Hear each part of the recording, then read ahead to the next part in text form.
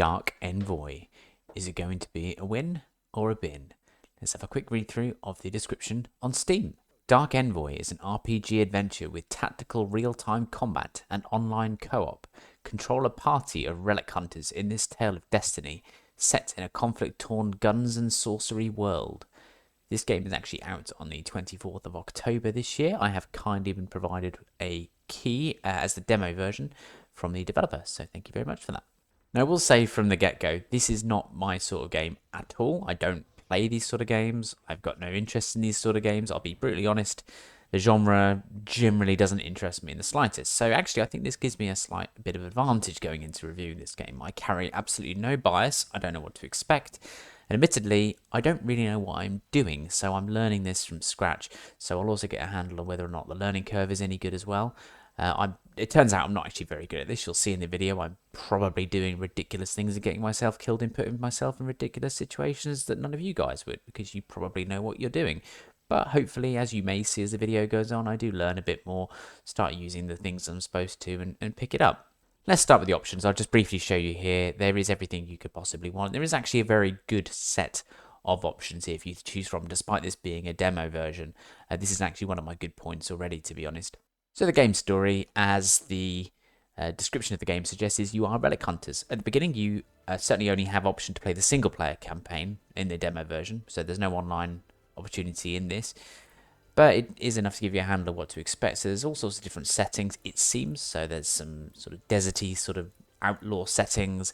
There's futuristic sort of settings. There's abandoned garden temple kind of settings. So there's all sorts going on, presumably all with their own ideas in terms of what they can offer you in terms of gameplay, and the visuals as well are all, of course, varying.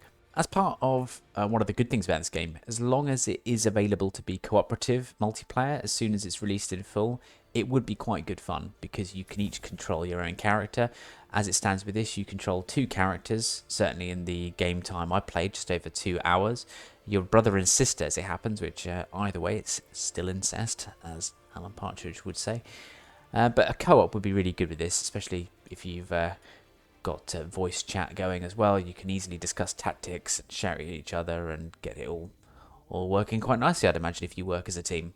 Due to my inexperience in this type of game, as I've mentioned before, I did find this relatively straightforward to pick up. Very hard to master because it's so fast, and I appreciate you can slow the game down as you're trying to make decisions, but it is very fast paced. You have lots going on, lots of enemies, lots of options to choose from, whether that's your inventory, you've got a skill tree, you've got crafting, loads of things going on to actually modify your character and what you want to do. You can decide if you're going to give them a gun, some sort of magic disc, you can give them hammers, axes, there's pretty much any weapon you can think of, really. But you've got to manage all of that, but it's certainly something that you can do, and as I say, as an amateur, I did get to grips with it, at least I believe so anyway. I think the visuals are actually okay during gameplay itself. I was running this on Ultra, and I thought it might struggle. I was getting about 60 FPS, which is what I was aiming for. I've got a 1060 graphics card, and it ran absolutely fine. I didn't get any jolts to note, really. It's smooth as anything, really.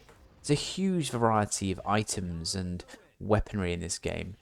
Things that you can craft as well back when you get to your home base. There's loads that you can do, and to be honest with you, I probably got quite lost in this. It's quite hard for me to have told which was the best thing to equip. Yes, if you hover over an item, it tells you statistically in green or red if it's better than the thing you already have equipped. So you can always gauge by that, and each weapon has a certain perk it might have versus something else. So you've got a bit of thinking to do, and as someone who's not too sure of what's a good thing to use in certain situations because of my lack of experience in this type of game, perhaps I wasn't making the right choices. But I could tell straight away that there were so many things. As you start finding treasure and picking up items, there's loads in here that you can equip with, and I think all of the actual weaponry and interesting little items you could pick up look quite nice on the map as well as part of your character. I quite like the scenery as well. It does seem to change quite a bit between levels, as I said a bit earlier. So I'm liking the fact that there's seemingly different things to look at and different places to go.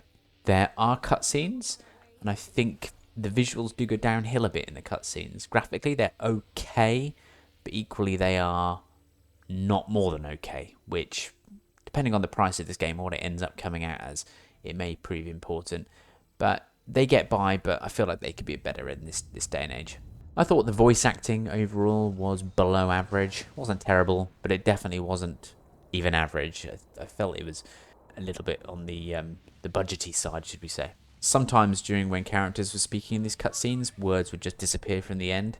So literally mid-sentence, they would just stop talking. And you knew there were obviously words that they were supposed to say, but just at random points they just forget to finish the words or sentences they were saying. It might just be me, but some of the levels I played effectively 1, 2, 3, 4 settings, should we say, that I experienced in the time I played this. I get the feeling that they might get a bit samey. All you have to do, from what I've done so far, is go around a map and find certain things. And I can imagine maybe after doing this several times, it might become a bit samey. There are bosses as well, which might have a good level of variation in them as you go through. But the general gameplay could potentially get a bit samey. As you'll see in the video, I made a bald man with a pink head. And yes, you can customize the visual element of your character's appearances in the game. I think maybe they need to get a little bit more with it in the sense of what looks ridiculous. I mean, my character looks ridiculous. I'm sure you could make your character look even more ridiculous. I made the girl in the duo more normal, but I purposely made him look a bit of a dickhead, just to maybe prove a point that it's maybe taking the mick out of the game a bit, and it's losing a little bit of its seriousness, but maybe it doesn't matter too much. But I just thought it was a bit weird that you could do something like that. I might just be being a bit old-fashioned. So overall, albeit this is just a demo of the game, and I am a complete novice with this type of game, I actually really enjoyed it. I had great times going around the maps and organising both of my characters to stand in the right place and attack at the right times. I died a couple of times, but it didn't matter because I've been saving it, so it was fine. I could go back and have another go. But I really enjoyed it. Just had a great time just looking through all the new weapons I unlocked and getting to use them. I just had fun. Ultimately, that's the point, right? I might not have been particularly good, but I had fun whilst playing for my couple of hours, just over a couple of hours. And that for me is the main thing. So as long as this game comes out at a reasonable price, don't know what it's going to be, then absolutely, I think this would be worth it, even for somebody who's not familiar or likes this genre particularly. It's worth having a little go.